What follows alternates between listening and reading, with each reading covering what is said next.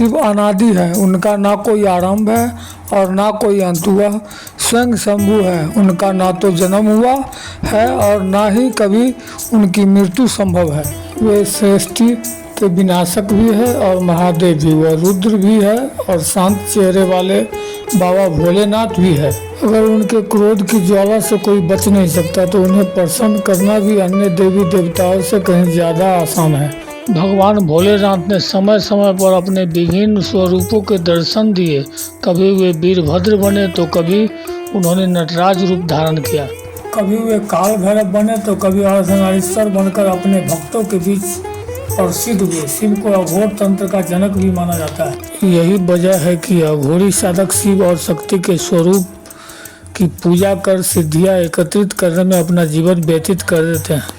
भगवान शिव से जुड़े कई रहस्य, कई कथाएं हम अक्सर सुनते रहते हैं।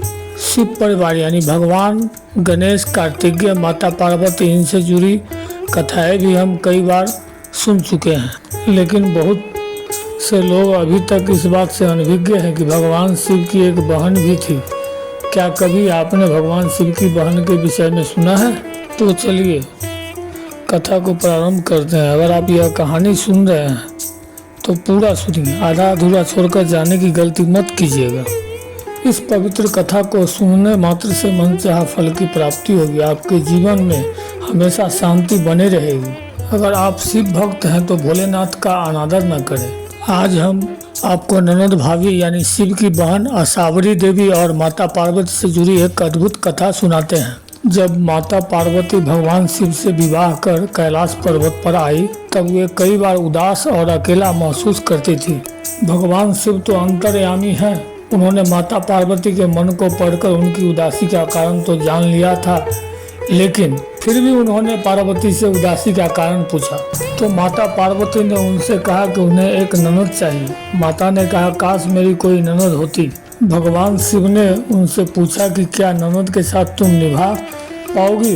तो इस सवाल के जवाब में देवी पार्वती ने कहा, ननद से मेरी क्यों नहीं बनेगी। महादेव ने उनसे कहा, ठीक है, मैं तुम्हें एक ननद लाकर देता हूँ। भोलेनाथ ने अपनी माया से एक स्त्री को उत्पन्न किया।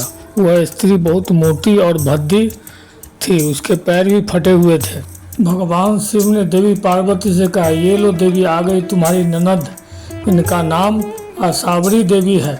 माता पार्वती अपनी ननद को देखकर बहुत खुश हुई। वे जल्दी जल्दी उनके लिए भोजन का प्रबंध करने लगी। असावरी देवी ने स्नान के पश्चात भोजन की मांग की तो देवी पार्वती ने स्वादिष्ट भोजन उनके सामने परोसा। असावरी देवी सारा भोजन चट कर गई और सारा अन्न भी खा गई। इस बीच असावरी देवी को शरारत सूझी। उन्होंने देवी पार्वती को अपने फटे पांव की दरार में छिपा लिया, जहां उनके दम घुटने लगा।